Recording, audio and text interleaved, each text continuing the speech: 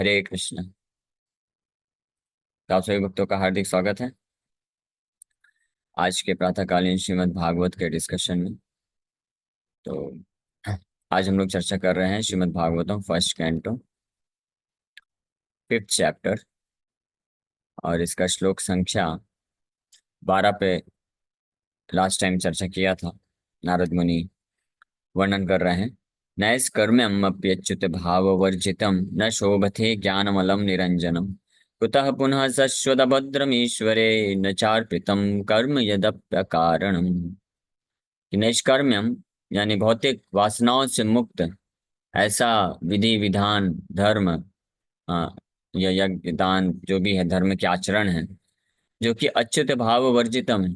भगवान अच्युत के प्रति भाव को उत्पन्न नहीं करता है, प्रेम को उत्पन्न नहीं करता है, या उनके कॉन्सेप्शन विचारधारा से रहित है, तो वो भी उसकी भी कोई शोभा नहीं है। वो उसी प्रकार से है जैसे कि बहुत बड़ा बड़ा वैराग्य ज्ञान, ये उसी प्रकार से है जैसे कि डेड बॉडी के ऊपर श्रृंगार करते हैं। तो श्रृंगार ऑर्नामेंट्स ये तो बहुत असली अच्छा लगता है, सबको सुंदर दिखने के लिए बहुत अच्छा दिखता है। हम अलग अलग प्रकार के ज्वेलरी ऑर्नामेंट्स सब श्रृंगार करते हैं। तो वो जितने भी अन्य चीजें हैं, वैराग्य है, विरक्ति है संसार से, ज्ञान है, तपस्या है, ये सब जो चीजें हैं वो अलंकार की तरह हैं, श्रृंगार की तरह हैं। हाँ, लेकिन अगर भगवान अच्युत के प्रति भक्ति से की प्रेरणा नहीं है, या भगवान की भक्ति के लिए नहीं इस्तेमाल हो रहा है, तो ये उसी प्रकार से जैसे डेड बॉडी को श्रृंगार किया गया है, कोई अर्थ नहीं है। यानी जीवन जो है भगवान की भक्ति। तो ये नारद मुनि अभी तक वर्णन किए। अब आगे वर्णन कर रहे हैं। अथो महाभाग भवान अमोघ दृक् शुचिश्रवा सत्यरतो धृतव्रता उरुक्रमस्याखिल बंध मुक्तये समाधिना अनुस्मर तद्विचेष्टितम्। O Vyasadev, your vision is completely perfect. Your good fame is spotless. You are firm in vow and situated in truthfulness. And thus you can think of the pastimes of the Lord in trance for the liberation of the pupil in general from all material bondage. तभी तक नारद मुनि point out किए कि क्या mistake हो गया है वेद व्यास जी से उनकी रचनाओं को करने में, और फिर उसके बाद इस प्रकार की रचनाओं का क्या परिणाम है उसका वर्णन किए। इससे कोई खास लाभ नहीं मिलने वाला है इस समाज के लोगों को, क्योंकि भगवान की उसमें कथा अमल यश, हाँ विशुद्ध जो उनके यश है उनका वर्णन नहीं है। अब नारद मुनि बता रहे हैं कि किसी भी कारणवश, ठीक है, आपने किसी कारणवश जो है भगवान अच्युत भगवान कृष्ण के शुद्ध जो लीलाएं हैं उनका, या उनके शुद्ध जो भक्ति है उसके बारे में वर्णन नहीं किया है। इस कोई कारण हो सकता है, लेकिन वो जो भी कारण हो, लेकिन मुझे ये पूर्ण रूप से ज्ञात है कि आप जो हैं वास्तव में परफेक्ट हैं, आप योग्य हैं, आप भगवान के, आप खुद भी भगवान के शुद्ध भक्त हैं। तो इसलिए आप वो सब वर्णन करने के लिए पूर्ण रूप से योग्य हैं। इसमें कोई संशय नहीं है। तो किसी कारणवश अभी तक आपने नहीं किया है, कोई दिक्कत नहीं, अब आप कर दीजिए। समाधिना अनुस्मर तद्विचेष्टितम। अब आप भगवान को ही, समाधि का मतलब क्या होता है? समाधि का मतलब होता है कि जो धी है, हमारा जो ध्यान है, बुद्धि है, धी मतलब बुद्धि भी और ध्यान भी बोल सकते हैं, सम्यक रूपेण, जो पूरी तरह से जब भगवान के लिए ही लगा दिया जाता है, और कुछ अन्य वस्तु नहीं और कुछ अन्य लक्ष्य नहीं, केवल भगवान ही एकमात्र लक्ष्य हो जाते हैं। तो उस शुद्ध भाव में उनको प्रेम, शुद्ध भाव में प्रेम पूर्वक जो स्मरण होता है, तो उसको समाधि ना बोलते हैं, समाधि बोला जाता है। अनुस्मरा, इस प्रकार से समाधि में जा करके आप कॉन्स्टेंटली, अनुस्मरा, स्मरा मतलब भगवान का स्मरण करना। स्मरण जो शब्द आया है शास्त्रों में, कई जगह स्मरण आया है। हाँ, तो हमने कई बार वर्णन किया है। एक उच्चारण होता है, एक तो हम श्रवण कीर्तन करते हैं बैठ के, कोई कथा करता है, कोई सुनता है, तो ये उच्चारण की कैटेगरी। पहली प्रारंभिक अवस्था में उच्चारण होता है, इसमें हम बस सुनते जाते हैं। फिर धीरे धीरे हृदय जब शुद्ध हो जाता है, तो यही श्रवण कीर्तन स्मरण बन जाता है। तो एक्टिविटी वही रहेगा, कार्य वही रहेगा। यानी कोई भक्त कीर्तन कर रहा होगा, यानी कथा करेगा, कोई नाम जप करेगा, कीर्तन करेगा, और अन्य भक्त और वो खुद भी उसका श्रवण करेगा।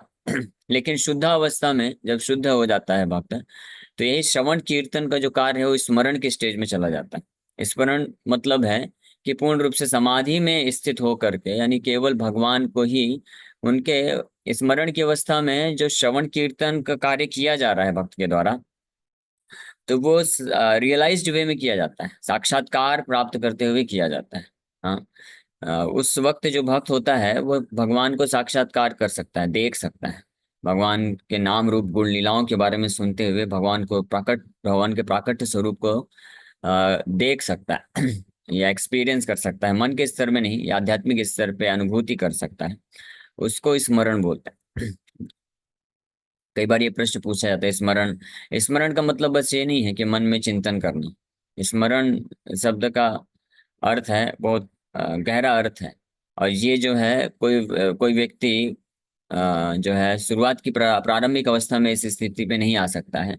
उसको जो रूटीन, जो रेगुलर तरीके से, तरीके से साधना भक्ति के श्रवण कीर्तन के अंगों का पालन करना अनिवार्य है। और फिर वो धीरे धीरे शुद्ध होने पे स्मरण के स्टेज में पहुंचता है। और स्मरण के स्टेज में श्रवण कीर्तन बंद नहीं होता है, ये भी एक महत्वपूर्ण चीज है। क्योंकि कुछ लोग जो है इस ये बोलते हैं कि हम तो भगवान को सदैव सदैव मन में स्मरण करते हैं। हाँ, पहली बात तो स्मरण एक अलग चीज है जो हमने अभी चर्चा किया। तो स्मरण तो छोड़िए, आप मन में भगवान को सदैव जो है याद भी नहीं कर पाते हैं। अगर आप अपने जिह्वा का इस्तेमाल और कानों का इस्तेमाल नहीं करते हैं श्रवण कीर्तन के द्वारा, तो आप भगवान को याद भी नहीं कर सकते हैं। स्मरण तो अलग चीज है, याद करना और स्मरण अलग चीजें हैं दोनों। स्मरण मतलब कि अब साक्षात्कार हो रहा है भगवान का, भाव, हाँ, अच्युत के प्रति, भगवान कृष्ण के प्रति भाव उत्पन्न हो रहा है, उसको बोलते हैं स्मरण। और उस अवस्था में भक्त जो है वो उसके लिए भगवान के नाम रूप गुण लीलाओं का दर्शन या श्रवण, वो जस्ट एक एक्सटर्नल एक्टिविटी नहीं हो जाती, एक बाहरी कार्य नहीं हो जाता है कि बाहरी कान से या सुन रहा है या जिह्वा से, जो भौतिक जिह्वा है उससे उच्चारण कर रहा है। नहीं, वो बस नहीं रह जाता है। अब वो एक आंतरिक लक्षण बन जाता है। वो आत्मा का लक्षण हो जाता है। आत्मा अपने दिव्य रूप से आत्मा अब श्रवण कीर्तन करता है। अभी जो हम श्रवण कीर्तन कर रहे हैं ये भौतिक शरीर के जिह्वा और कर्ण के द्वारा कर रहे हैं, और प्रयास कर रहे हैं कि इसके माध्यम से हम भगवान हमारे हृदय में प्रवेश करें, मन को साफ करें, मन का शुद्धिकरण। लेकिन स्मरण की अवस्था में श्रवण कीर्तन कौन करता है? आत्मा करता है। तो ऐसा समझ सकते हैं। उच्चारण मतलब जब शरीर श्रवण कीर्तन करता है तो उसको उच्चारण बोलते हैं। जो कि साधना भक्ति, रेगुलेटिव वैधि भक्ति है। लेकिन जब इसी प्रकार से रागानुगा भक्ति के स्टेज में पहुंचता है, तो जब आत्मा श्रवण कीर्तन करती है तो उसको स्मरण बोला जाता है। लेकिन श्रवण कीर्तन तब भी होता ही है। भले ही कई बार ऐसा हो सकता है कि जो भक्त स्मरण के स्टेज में है, तो वो इस भौतिक शरीर के द्वारा, जो इंद्रियां हैं जिह्वा और कर्ण, उनके द्वारा श्रवण कीर्तन ना कर रहा हो, तो बाहरी लोग को ऐसा लगेगा कि वो भी हमारे जैसे साधारण व्यक्ति है। लेकिन आत्मा के स्तर पे उसका श्रवण कीर्तन चलता रहता है। इसके कई हमने प्रमाण भी चर्चा किए। प्रभुपाद जी वो वैद्य आए थे वो चेक करने के लिए, तो प्रभुपाद जी तो जिह्वा से कुछ बोल नहीं रहे हैं, लेकिन फिर भी उनके शरीर से वाइब्रेशन प्रकट हो रहा है, वो महसूस कर सका हार्ट बीट के द्वारा कि हरे कृष्ण कीर्तन चल रहा है। हाँ, लेकिन ये हमेशा ध्यान रखना चाहिए कि अभी के स्टेज में ये संभव नहीं है। तो हमको, और एक और विशेष बात है कि जो भक्त स्मरण की स्थिति में होता है, स्मरण करने की योग्य हो जाता है कॉन्स्टेंटली, तो 24 घंटे उसका ये चलता है। चाहे कि शयने कि भोजने कि वा जागरणे, अहर निशा चिंता कृष्णा बलह बदने। महाप्रभु भी बोलते हैं कि ऐसा स्मरण की अवस्था में जो भक्त होता है, जैसे प्रहलाद महाराज हुए स्मरण के स्टेज में, स्मरण के आचार्य हैं वो तो। आचार्य का मतलब he is the professor of स्मरण, एक प्रोफेसर है। आचार्य का मतलब होता है प्रोफेसर। जैसे Namacharya Haridas Thakur is professor for propagating the holy name of the Lord. तो आचार्य है। आचार्य मतलब वो स्मरण की शिक्षा देते हैं, एक आदर्श उदाहरण है स्मरण की। और अन्य कई शुद्ध भक्त हैं जो स्मरण के स्टेज में होते हैं। तो उसका लक्षण ये होता है कि वो खाते पीते सोते भी, जागते सोते हुए भी कॉन्स्टेंटली भगवान के ही बारे में ही स्मरण श्रवण कीर्तन चलता रहता है। तो हमको इससे भी अपने आप को हम जज कर सकते हैं कि हम क्या अभी स्मरण के स्टेज में हैं। क्या हमको सोते वक्त भी केवल हरे कृष्णा मंत्र की शब्द ध्वनि का वाइब्रेशन ही चलता है? क्या खाते वक्त भी, क्या अन्य कार्य करते वक्त भी ये स्थिति होती है? अगर ऐसी स्थिति नहीं है तो हमको ईमानदारी से जो साधना भक्ति दिया गया है, हमारे जिह्वा का और कर्ण का इस्तेमाल करके नाम जप करना चाहिए, जोर जोर से बोल के हरे कृष्णा कृष्ण कृष्ण हरे हरे, हरे राम राम राम हरे हरे। तो इस प्रकार से जब हम करेंगे तब हम धीरे धीरे शुद्ध होकर के स्मरण की अवस्था में जा सकते हैं। और दूसरी बात, अगर कोई भक्त स्मरण के स्टेज में पहुंच गया है तो ऑलरेडी स्मरण के स्टेज में पहुंचने पर उसकी आत्मा का द्वारा श्रवण कीर्तन हो रहा है कॉन्स्टेंटली। हाँ, तो निश्चित रूप में निस्संदेह है वो शरीर के द्वारा भी श्रवण कीर्तन करता ही है, इसमें कोई संशय नहीं है। और शरीर के द्वारा भी करेगा, जब ऑलरेडी कर ही रहा है आत्मा के द्वारा, तो शरीर के द्वारा क्यों नहीं करेगा? है ना? जैसे सिंपल सा बात है, कुछ लोग बोलते हैं कि हम तो भगवान को चौबीसों घंटे अपने मन में रखते हैं, तो फिर आप जप क्यों नहीं करते? जप करिए, एक माला करने में तो आपको आलस आ जाता है। तो आप बोलते हैं 24 घंटे मन भगवान को मन में रखते हैं, तो एक माला करने में, जीवन में लाने में क्या प्रॉब्लम है आपको? तो इसका मतलब 24 घंटे कोई मन में भगवान का ये स्मरण नहीं चलता है, वो केवल इस भौतिक जगत का ही स्मरण चलता है। ये बस कहने की बात होती है।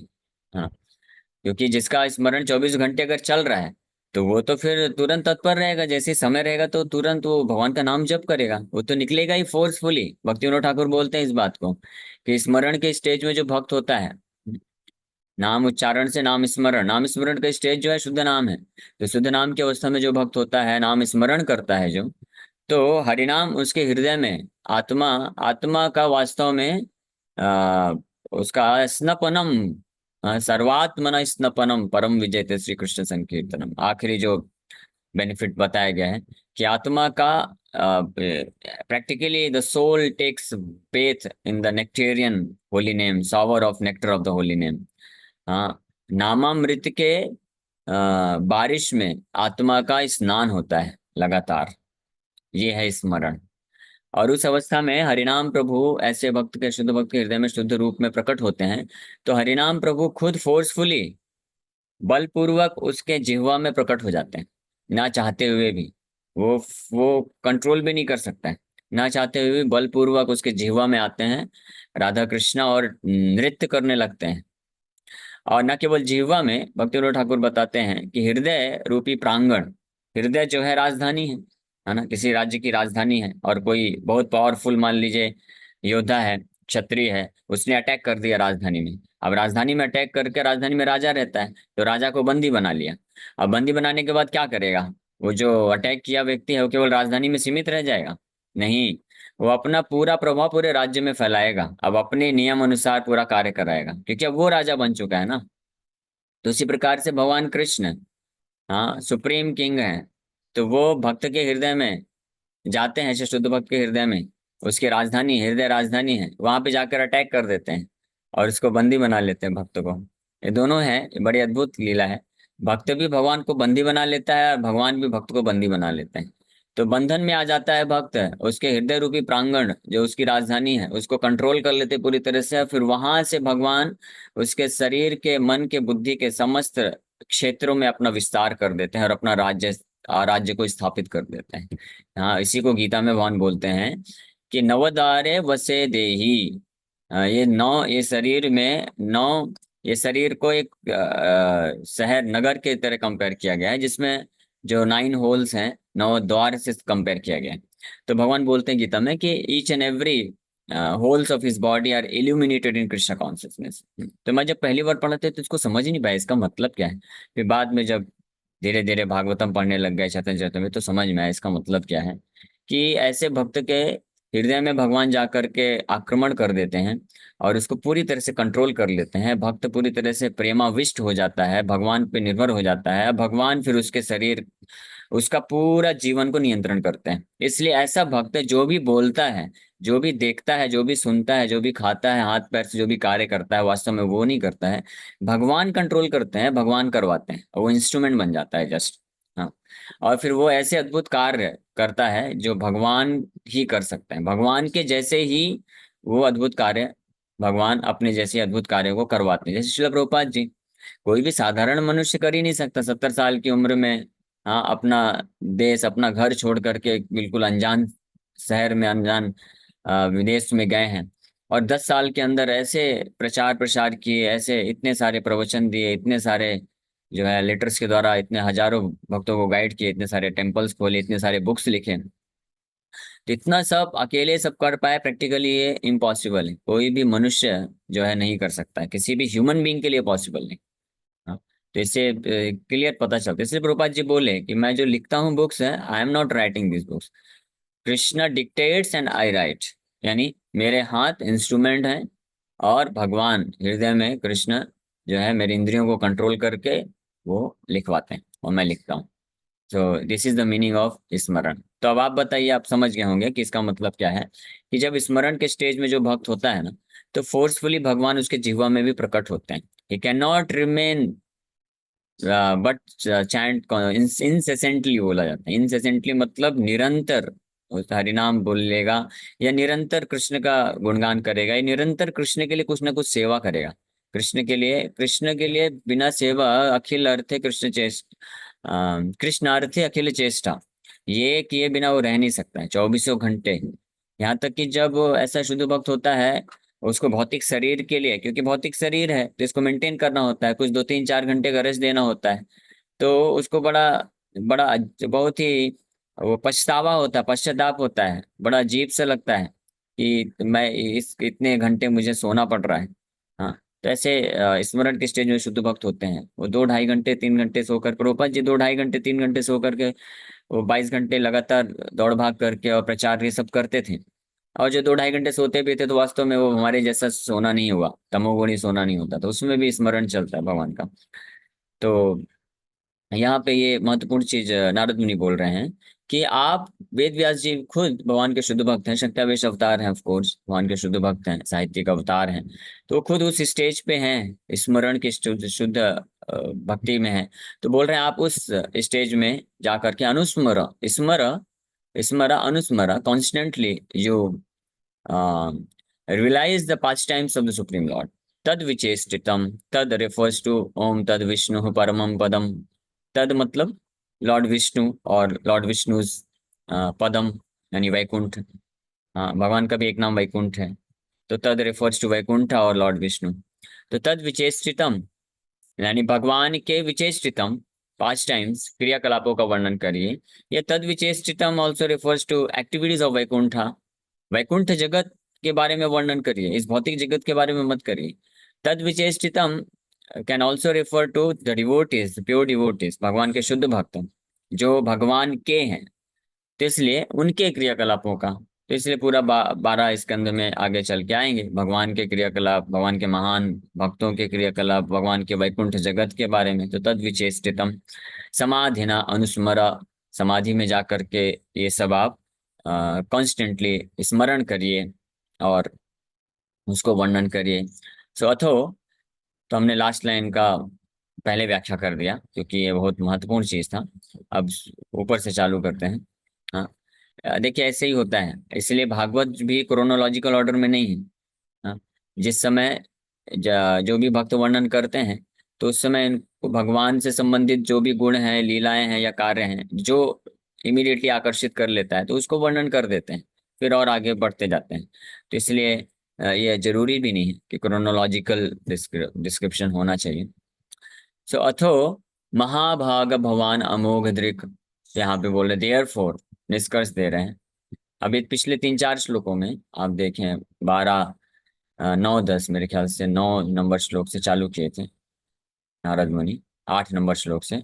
तो 8 9 10 11 12, 8 9 10 11 12, इन 5 श्लोकों में जो है नारद मुनि अ, तुलनात्मक विश्लेषण किए हैं ऐसे शास्त्रों का जो अच्युत भाव वर्जितम है, भगवान कृष्ण के प्रति भक्ति को, भक्ति से, शुद्ध भक्ति से रहित हैं, ऐसे शास्त्रों का, और ऐसे शास्त्र जो भागवत शास्त्र है, इनका तुलनात्मक अध्ययन किए हैं, बताए हैं कि दोनों में क्या अंतर है और दोनों का क्या प्रभाव है, परिणाम है।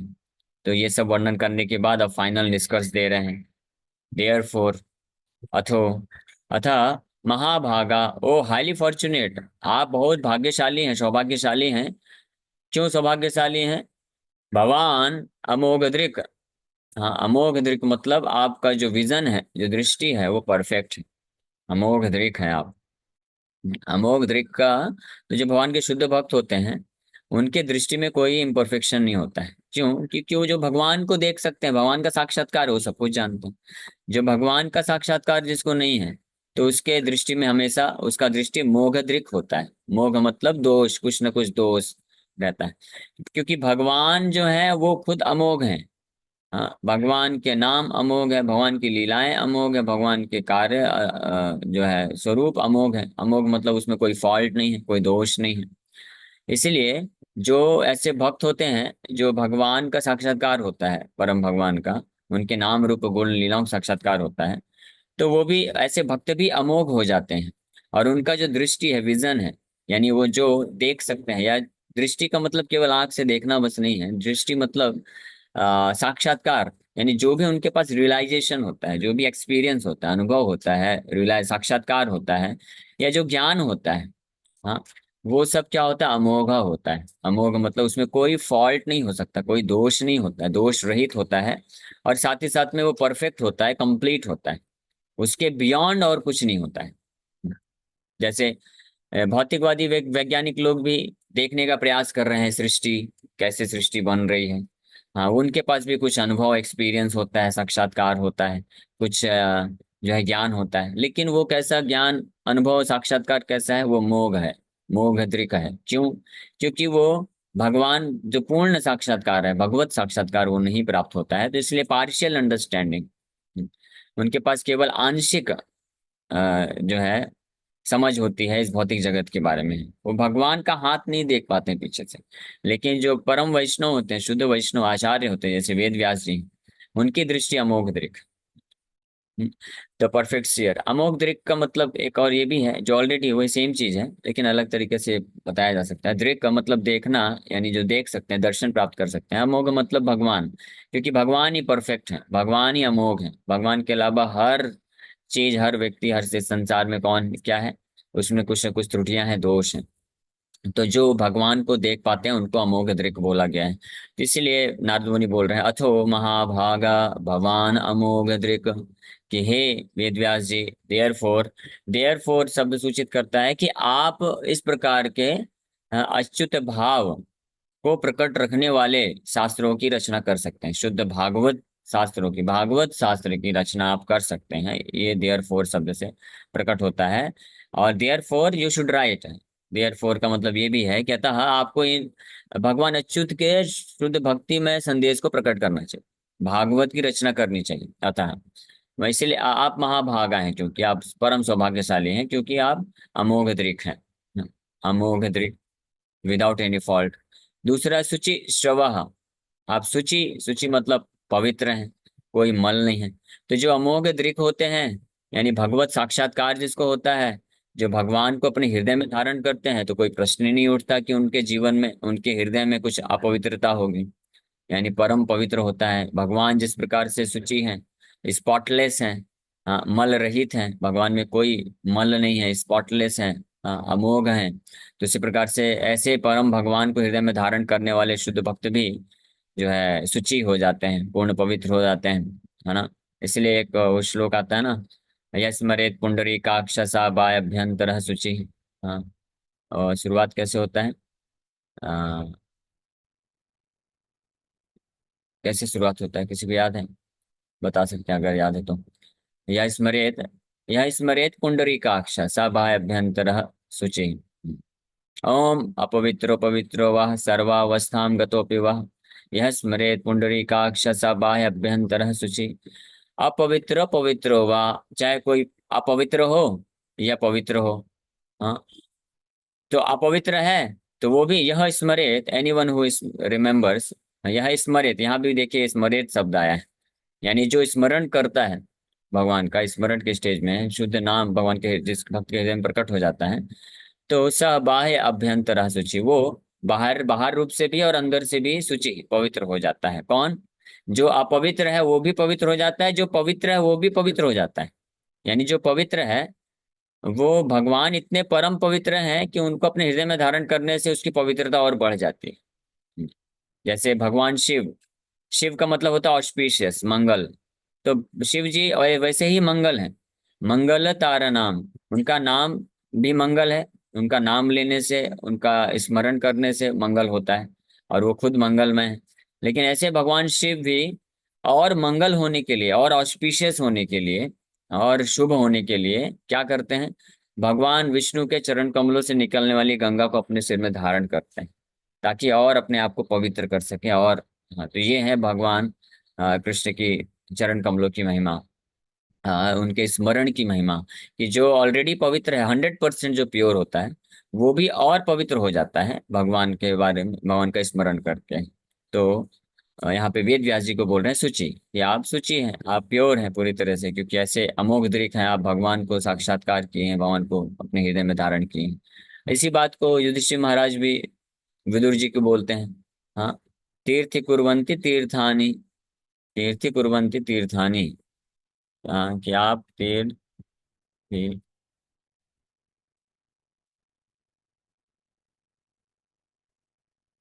कि आप भ्रमण करते हैं अलग अलग जगह में। तो इसलिए भ्रमण नहीं करते कि आपको शुद्धता प्राप्त करना है, नहीं। भवद्विधा भागवता तीर्थ भूता स्वयं विभु, तीर्थ कुर्वन्ति तीर्थानि स्वांत स्थेन गदाभृता। बोले, my lord, devotees like your good self are very verily holy places personified.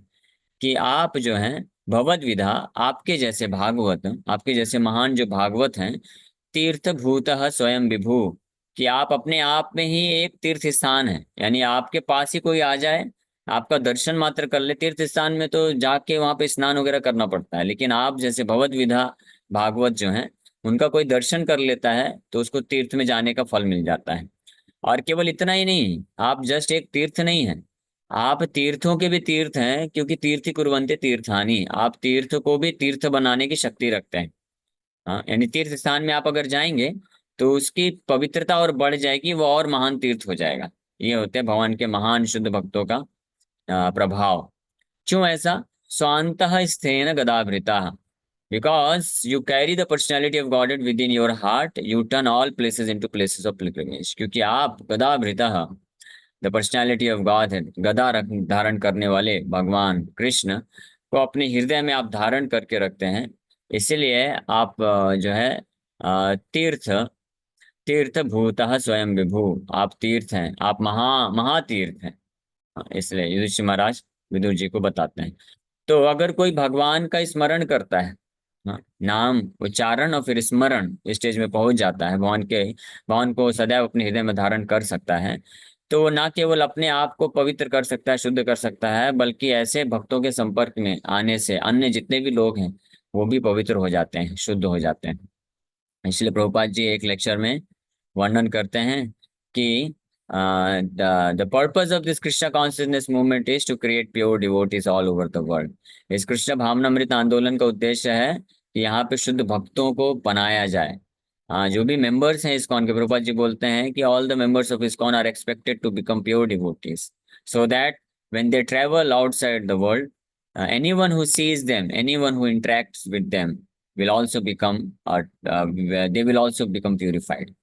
ये प्रभुपाद जी बोलते हैं, and that is the best preaching, कि जो भी इस्कॉन का भक्त है, हाँ, तो उसको शुद्ध भक्त बनना चाहिए। अगर वो शुद्ध भक्त बन जाएगा, एंड शुद्ध भक्त मतलब जो हमेशा सदैव कृष्ण को अपने हृदय में धारण करके रखता है, तो ऐसा भक्त हो जाएगा, तो जब भी वो कहीं भी ट्रेवल करेगा, जो भी भौतिकवादी व्यक्ति हो, कैसे भी व्यक्ति हो, उनसे उनको देखने मात्र से, उनसे कुछ बातचीत करने मात्र से वो लोग पवित्र हो जाएंगे, और वो भी धीरे धीरे भक्त बनने लग जाएंगे।